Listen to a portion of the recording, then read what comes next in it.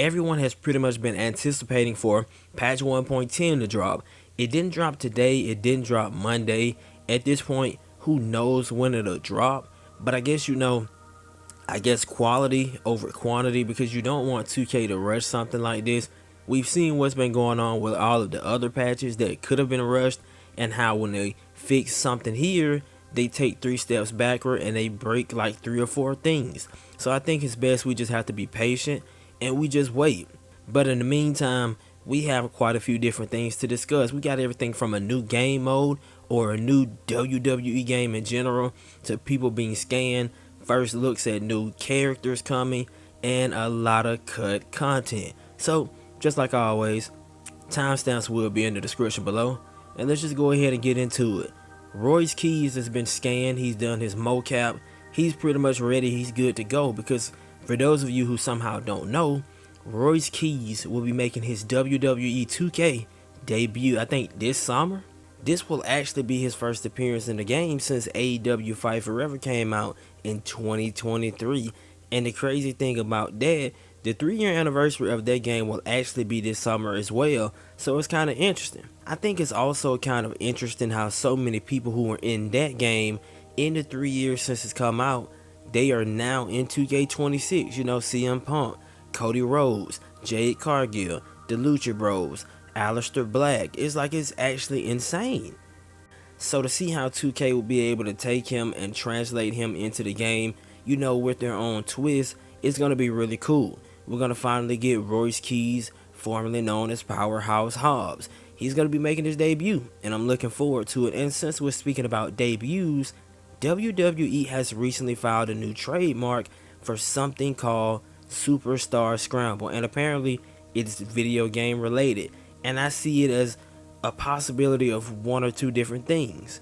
Unfortunately, I think the most likely scenario is that it's going to be a crappy mobile game that has a 1 or 2 year lifespan before it just dies, or 2, I think it could possibly be a sort of a tournament that kind of blurs the line between, well, not necessarily blurs the line, but something that kind of breaks the fourth wall. So the trademark that they filed is for something called Superstar Scramble. And so what I'm thinking is, what if 2K takes it and WWE takes it, and what if they want to do like a real life championship scramble, but at the same time, they hold, for 2K, they hold another one of those, you know, in 2K19, the AJ Styles Towers Challenges Tournament. What if they kind of ran it like that? I think it would be sort of a unique way to kind of combine both the gaming portion of the WWE audience and then also the non-gaming portion of the WWE audience. And as a company, you can make money off of both ends in that scenario, because on one hand, you're going to have people tuning in to see who's winning the matches, who's going to come out as the champion, and then on the other hand, you're going to have people just, you know, actually sitting there playing the game itself to participate in the tournament. Free publicity. But maybe I'm crazy. Before we go into the whole conversation of the cut content from 2K26, 2K has given us our first look at Season 3, because coming into Season 3 Ringside Pass, Kane 01. Now at the moment, they haven't said what level in the Ringside Pass he's going to be, but one could only assume he'll be like Obafemi 26 in this season's pass, and I think that was a level 39 tier reward. So Kane 01 you can most likely expect to be the whole end goal of that battle pass, Ringside Pass, but there you go. And then last but not least, we can finally go ahead and jump into the main event. Some way, somehow, people were able to get into the files, I guess, for 2K26, and they have discovered that a lot of different people got cut from the final product. And the funniest one I want to start with is that the Take-Two CEO, Zelnick Strauss, he's in the game as a referee, but shout out to Status, apparently he was supposed to be an actual character. I'm not sure if he was going to be a manager, just an actual playable wrestler. I'm not sure. But the fact that the actual CEO himself was supposed to be in the game in a, I guess, non-referee capacity at some point, that's just kind of hilarious. But then something, now we go to the more serious stuff.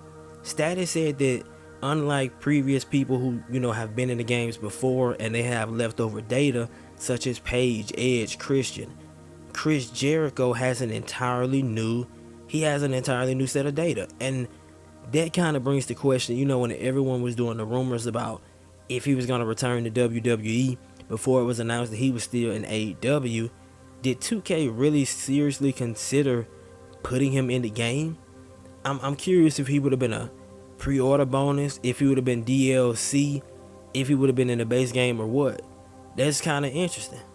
Something else I do also think is interesting is that Status said that Steve Blackman, Melina, and Sabu also had new data entries, but for one reason or another, they just didn't make the final cut. And this is the thing that really kind of puzzles me. The whole thing that they advertised this year was the Monday Night Wars, the Attitude Era. Steve Blackman is somebody that a lot of people, they've been asking for years. A lot of that older demographic, they've wanted Steve Blackman in the games for the longest of time. I know when Ken Shamrock finally came back in, was it 22 or 23? I know a lot of people were also starting to bring up the whole rumors of maybe we'll see Steve Blackman next year. Maybe we'll see him the year after. So for him to not make the final cut is kind of puzzling. And then for Sabu as well, because ECW played a key role in the Monday Night Wars. I'm not sure if, since he passed away last year, if they just couldn't come to an agreement on his licensing with like his family or his estate. Is that the reason why he didn't make the final cut? Who knows? And then as far as Melina goes, she hasn't been in the games in quite a while as well. I'm really puzzled about that either, because people have also been requesting Melina for years as well. So I'm not sure what 2K's end goal or what they're trying to do. And then somebody else who didn't make the final cut, since we're speaking about ECW Attitude Era, Vic Grimes was also found into the files as well. And I do think, and this might be kind of dark to say, I think since we have New Jack in the game, it's kind of fitting that you would also go with Vic Grimes as well. I mean, given their history, I don't really know how to word it. Then Brandy Rhodes was also planned. This is what I'm curious about. I don't think Brandy would have been an actual character. I think she would have probably been a manager card for my faction. And I know we haven't really seen her on screen since Cody's return to WWE, besides WrestleMania 40. Maybe she could have been a manager solely for him. I'm not sure. Somebody did also ask Status if he thought it was possible we could see some of these people make it as a persona card, and Status said that it's a possibility only if they already exist in the game itself as playable characters. So who knows? You might still see some of these people make an appearance towards the end of the year. I don't know. You can only just be hopeful. And then there's somebody else who will also cut Batista 05 and then a Liaki Roman Reigns. Now, based on what Status said, I think these two will possibly be the ones you end up seeing. I guarantee you there'll probably be ringside pass, season pass personas. I'm not really too sure. And then one I am also kind of shocked about, because this person was in some of the 2K games.